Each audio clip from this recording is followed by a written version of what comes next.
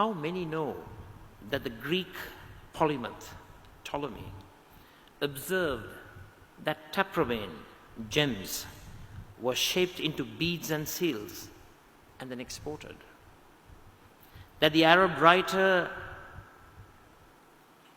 Al-Kindi remarked that serendib steel was used to make swords in Persia and Yemen. This steel probably made in Samanalavavar, where our ancestors forged steel using wind-powered bellows.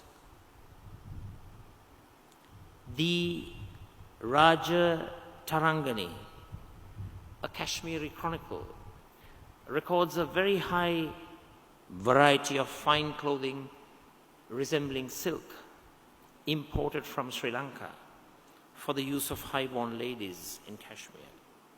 This cloth was also sent to Indonesia and China.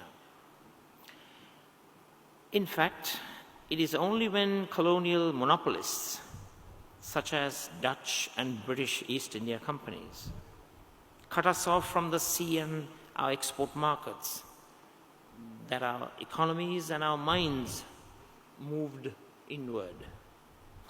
By independence, Sri Lanka's manufacturing base was completely destroyed. We only exported primary products: tea, rubber, and coconut. The closed economy of the Sirimau Bandaranayake era destroyed any chance of developing our manufacturing exports immediately after independence.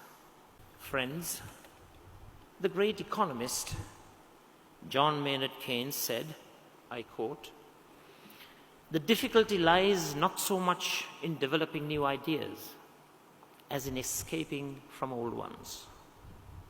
Yet, that is what we did in 1977. The first step towards regaining our heritage as a trading, manufacturing country came in that year.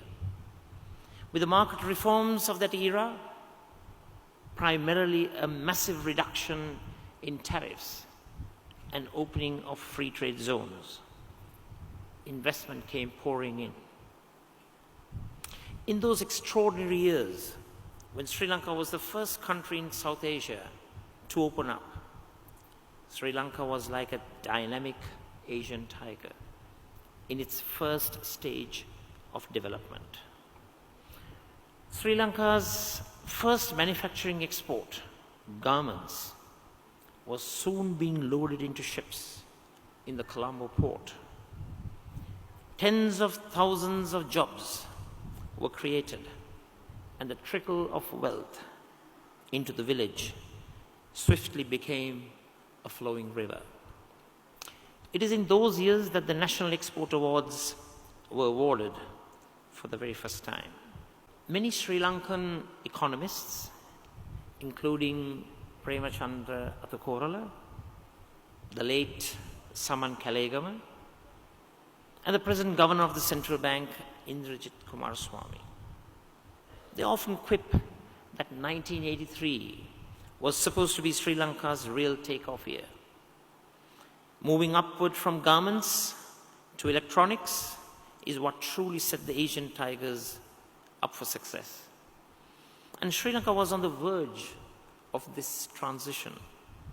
By early 1983, Motorola and Harris Corporation were building semiconductor factories in the Katunayaka Free Trade Zone. Sony, Sanyo, and other Japanese companies were planning to invest in Sri Lanka. However, just as the Japanese delegation arrived in Colombo, the 1983 riots took place. The Motorola manager was killed, and the Motorola factory moved to Malaysia.